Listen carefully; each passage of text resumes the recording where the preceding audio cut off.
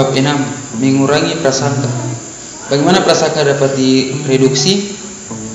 Langkah pertama yang kita lihat adalah berusaha mengurangi kompetisi antar kelompok dengan meretribusikan lapangan kerja.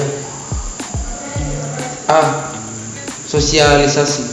Seperti telah dikemukakan di muka, prasangka tampaknya dipelajari sejak masa kecil dan prasangka cenderung stabil selama bertahun-tahun. Jadi pendekatan lain untuk mereduksi prasangka adalah mengubah sosialisasi awal.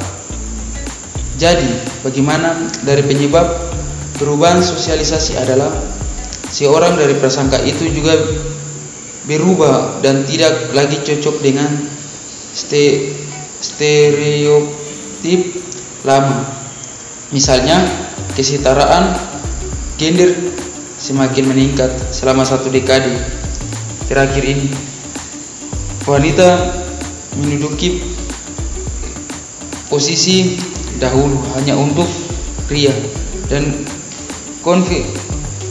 konfrontasi langsung dengan anggota kelompok yang menjadi sasaran prasangka cenderung menimbulkan kemarahan dan permusuhan dari partisipan yang punya prasangka lebih banyak.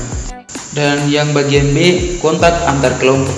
Setelah Perang Dunia Kedua menyebabkan segregasi rahasia di Amerika, di area perumahan, sekolah, pekerjaan, dan area kehidupan lainnya, menyebabkan ilmuwan sosial menyimpulkan bahwa ketidaktahuan tentang orang Afrika Amerika dan kehidupannya menyebabkan munculnya stereotip rasial yang terlalu menyederhanakan dan salah. Jadi ketidaktahuan lantaran kurangnya kontak antar ras menimbulkan stereotip yang salah. Maka kontak yang lebih banyak semestinya akan menambah tetapan persepsi dan mengurangi prasangka. Tetapi bagaimana jika kontak antar ras benar-benar terjadi? Kebanyakan pakar menyimpulkan bahwa yang terjadi faktor krusial di sini adalah tipe kontak antar ras spesifik, bukan kontak itu sendiri. Teori kontrak dari Gordo Alport mengidentifikasikan 4 kondisi spesifik yang mungkin membantu kontak antar kelompok untuk mengurangi prasangka. Cooperative interdependent atau interdependensi kooperatif, dengan tujuan umum adalah elemen utama dalam teori kontak. B. Kontak juga harus terjadi di antara individu dengan status yang sederajat. C. Kontak harus memiliki potensi pengalaman. D. Terakhir, harus ada dukungan institusional bagi kontak tersebut. Dan slide selanjutnya akan dibacakan oleh Lince. C. Rekategorisasi. Pendekatan utama lainnya difokuskan pada basis kognitif dari stereotip. Salah satu caranya adalah merge, kategorisasikan anggota in-group dan out-group menjadi anggota satu kelompok yang lebih dan eksklusif. Ada banyak keinginan untuk membentuk identitas superkoordinat, setidaknya dalam term harmoni antara kelompok. Misalnya, World School All 2000 menemukan bahwa pesan multikultural bisa menaikkan stereotip terhadap outgroup, sedangkan pesan dari kelompok yang tidak membedakan warna kulit cenderung menurunkan stereotip itu. Mengurangi prasangka saat ini mungkin lebih penting ketimbang di masa lalu. Tidak ada pendekatan tunggal yang bisa memecahkan masalah ini. Antagonisme kelompok tampaknya masih merupakan aspek fundamental dari kondisi manusia. Namun di negara-negara demokrasi perlu untuk Diakui adanya harmoni dan toleransi kelompok yang cukup besar sehingga umat manusia bisa hidup berdampingan secara sehat. Bab yang ketujuh, konformitas. Conformity atau konformitas adalah tendensi untuk mengubah keyakinan atau perilaku seseorang agar sesuai dengan perilaku orang lain. Kapan konformitas itu baik secara sosial dan kapan ia buruk secara sosial? Jawabannya masih menjadi kontroversi panas seperti ditunjukkan dalam kasus keputusan Mahkamah Agung di Amerika Serikat. Dalam psikologi sosial telah ada beberapa riset awal tentang konformitas yang memiliki 3 studi klasis yang patut dicatat akan dibahas di sini, yaitu A. Menembak dalam gelap. Studi Sherif. Sherif meneliti apakah dia bisa secara sistematis mengaruhi konformitas partisipan. Dalam eksperimen ini, partisipan memberi penilaian dalam satu kelompok terdiri 2 orang. Sherif telah menunjukkan bahwa dalam situasi yang tidak pasti akan ambigu, orang cenderung menyesuaikan diri dengan norma yang dibangun oleh rekannya yang lebih konsisten. Dalam kehidupan sehari-hari, mahasiswa yang pindah ke sekolah baru mungkin akan mengadopsi cara berpakaian dan perilaku yang sudah mapan di kalangan mahasiswa lainnya. B. Studi Arts. Salma Arts ingin tahu apakah konformitas hanya terjadi dalam situasi ambigu, sepertinya ditunjukkan oleh studi Sherif, di mana orang tidak tahu pasti jawabannya yang benar. Apakah orang akan menyesuaikan dirinya jika situasi stimulusnya pasti atau jelas? Arts berpendapat bahwa ketika orang menghadapi situasi yang tidak ambigu, mereka percaya pada persepsinya sendiri dalam memberikan penilaian yang independen. Bahkan ketika anggota lain dari kelompoknya tidak setuju dengannya, orang terkira menyesuaikan diri bahkan ketika tindakan itu bertentangan dengan persepsinya sendiri tentang dunia. Dalam banyak kasus, individu masih percaya bahwa penilaian mereka besar dan bahwa penilaian kelompok adalah skala. Demikian ketika diminta memberi respon secara terbuka, mereka memberi jawaban yang salah seperti yang diberikan oleh anggota lain dari kelompoknya. C. Kultur dan konformitas.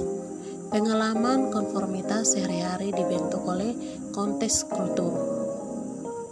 Kultur individualis seperti di Amerika Serikat dan Eropa Barat lebih menekankan pada kebebasan dan kemandirian personal. Kim dan Marcus 1999 menunjukkan sikap kultural yang berbeda terhadap konformitas dan keunikan antara konteks Amerika dan Asia. Misalnya, Amerika lebih menekankan pada kebebasan, pilihan bebas, keunikan, perlawanan terhadap tradisi, sedangkan Korea lebih menekankan pada tradisi dan harmoni dengan norma kelompok. Mengapa orang mau menyesuaikan diri? Karena ada beberapa alasan yang mereka memilih untuk menyesuaikan diri, diantaranya adalah 2 alasan penting, yaitu ingin melakukan hal yang benar dan ingin disukai. Ada 3 pengaruh yang terjadi dalam penyesuaian diri, antara lain: A. Pengaruh informasi, keinginan untuk bertindak benar. Salah satu alasan konformitas adalah perilaku orang lain sering memberi informasi yang bermanfaat. B. Pengaruh normatif, keinginan agar disukai. C. Pengaruh minoritas. Inovasi dalam kelompok adalah aspek dasar dalam kehidupan sosial. Alasan kedua dari konformitas adalah keinginan agar diterima secara sosial. kapan orang menyesuaikan diri? Kita cenderung menyesuaikan diri dalam suatu situasi ketimbang dan situasi lain. Ada perbedaan individual dalam keinginan akan individual yang juga dapat memengaruhi apakah kita akan menyesuaikan diri atau mengembangkan. Yang pertama, ukuran kelompok adalah konformitas biasanya meningkat apabila ukuran kelompok meningkat sampai setidaknya. Kedua, keseragaman kelompok adalah seseorang yang berhadapan dengan mayoritas yang kompak akan cenderung untuk ikut menyesuaikan diri dengan mayoritas itu. Yang ketiga, komitmen kepada kelompok adalah konformitas dipengaruhi oleh kekuatan ikatan antara individu dengan kelompok. Yang keempat, keinginan individuasi adalah orang-orang berbeda-beda dalam kesedihan mereka untuk melakukan hal-hal yang berbeda secara mencolok dengan orang lain. Baik, slide berikutnya akan dibaca oleh Penina.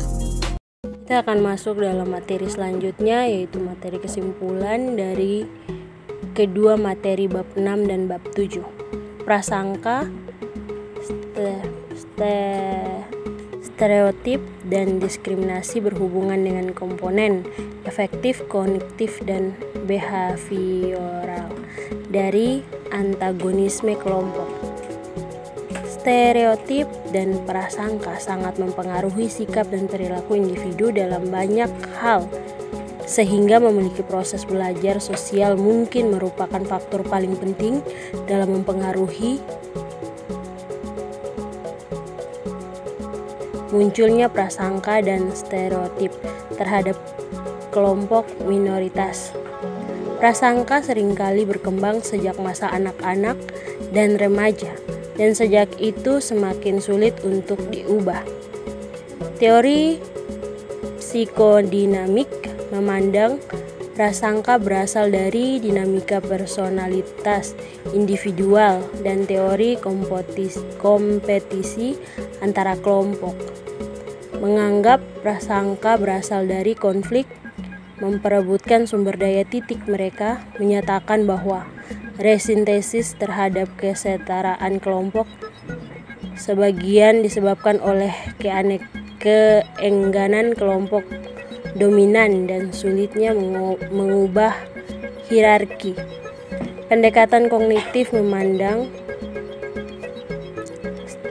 stereotip dalam prasangka berasal dari proses kognitif normal, terutama dari kategorisasi individu menjadi in-group dan out-group. Prosesan berbasis kategori cenderung otomatis dan sering tanpa disadari, sehingga label-label kategori adalah penting dalam memunculkan perasaan atau anggapan terhadap kategori itu. Teori identitas sosial berpendapat bahwa antagonisme kelompok bisa muncul bahkan tanpa adanya konflik kepentingan riau, karena harga diri orang terkait erat dengan identitas sosialnya dan dengan evaluasinya terhadap in-group dan out-group. Meskipun prasangka rasial gelama sudah hilang, bentuk perasaan lain muncul,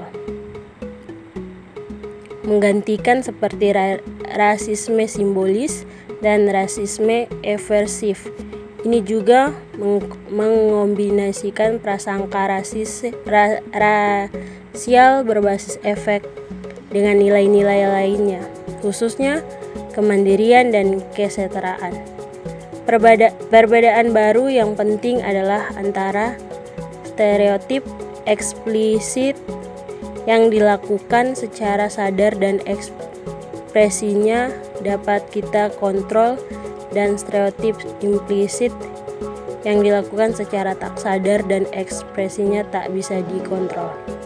Sosialisasi dalam pendidikan adalah cara efektif untuk mengurangi prasangka meskipun lambat, sehingga kontak antara kelompok adalah teknik untuk mengurangi prasangka. Teknik ini berhasil jika menggunakan kooperatif dengan tujuan bersama, status yang sederajat, kontak yang merah dan lama, dan dukungan institusional. Masyarakat tidak selalu terorganisir dengan baik untuk menyediakan kontak antara kelompok ini, maka cara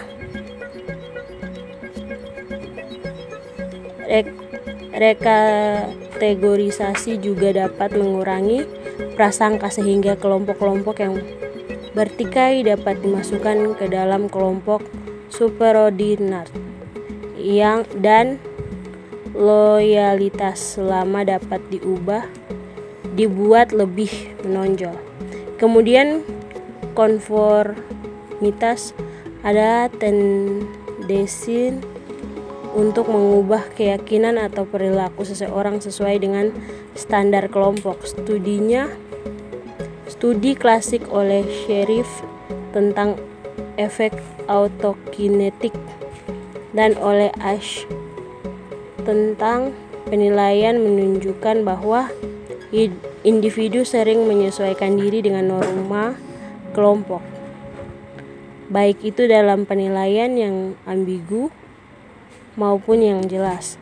Orang yang menyesuaikan diri karena dua alasan, yaitu agar bertindak benar atau pengaruh informasional, dan agar disukai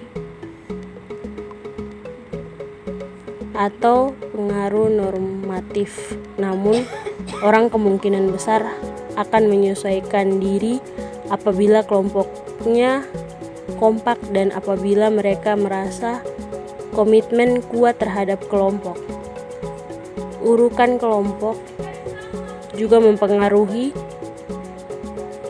konformitas, sehingga orang yang amat menghargai individuasi cenderung kurang mau menyesuaikan diri dibanding orang yang kurang menghargai individuasi. Konformitas banyak dipengaruhi oleh nilai kultural dan individu dan kolektivisme.